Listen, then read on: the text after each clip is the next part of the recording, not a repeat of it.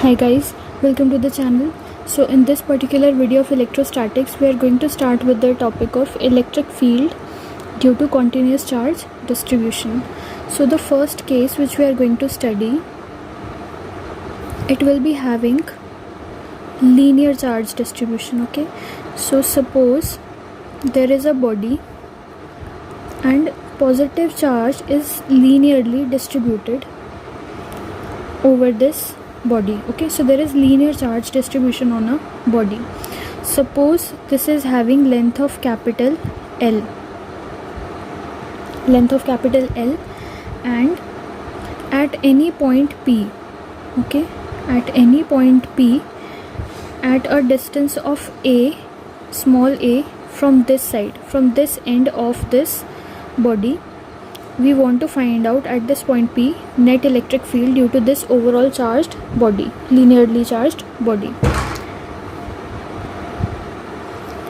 Now what we can do is, we cannot apply here Coulomb's law, right? We cannot apply here the formula of point charges.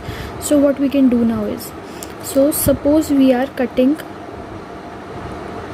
this small length, okay, and this particular small length is having some charge of dq. Okay, suppose this overall body is having charge of capital Q.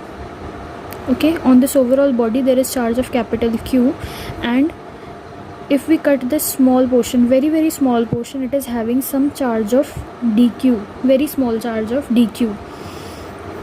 It is that small that it is acting as a point charge. So due to this point charge at this point P, there will be having some sort of electric field. Suppose that is dE. It will be in this direction because this is positive charge, and due to positive charge, field will be radially outward, so it will be in this direction. Now next is, suppose this point, this dq is at some distance of x from this point P. It is a distance of small x from this point P. Okay, I hope the distances are clear. So this overall distance will be what?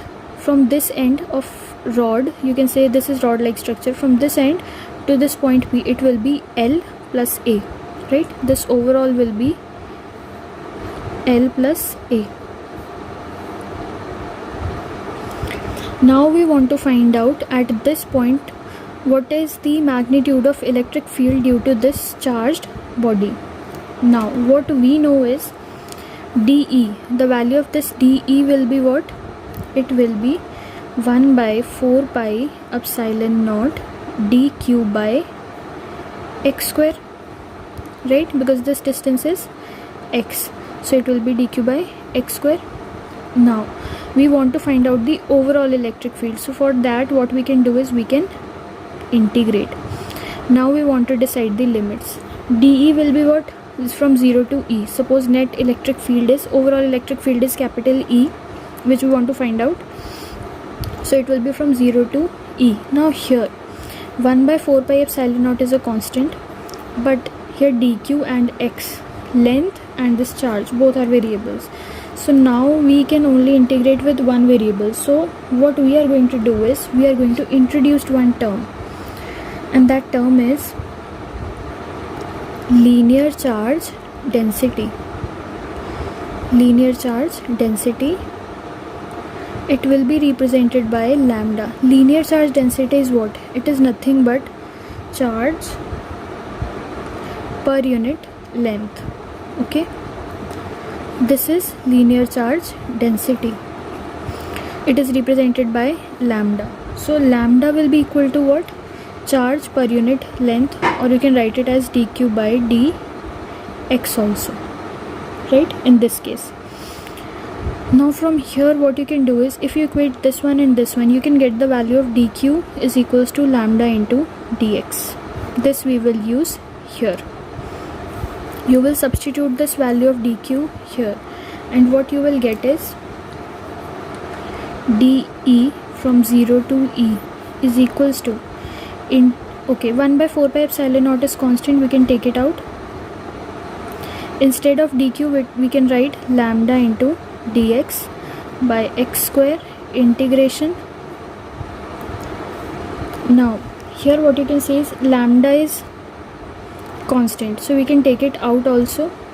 And now we are left with x variable. X is distance, so distance is going to vary from this end up till here, right? So basically from this distance, from this particular distance up till this distance, from here moving all the way till here, we have to integrate. We'll start from here and we'll move on till here. So at this point, the distance from here to here is a, and we have to move to this distance, which is a plus l. So it will be integrated from a to a plus l. Okay, I hope this part is clear. We are moving from this point to this point, overall rod, right? So from a we are moving to a plus l, so this will be like this. Now dE from 0 to e will be, lambda will be taken out, lambda by 4 pi epsilon naught integration a to a plus l 1 by x square dx, right? Now we have to integrate this part.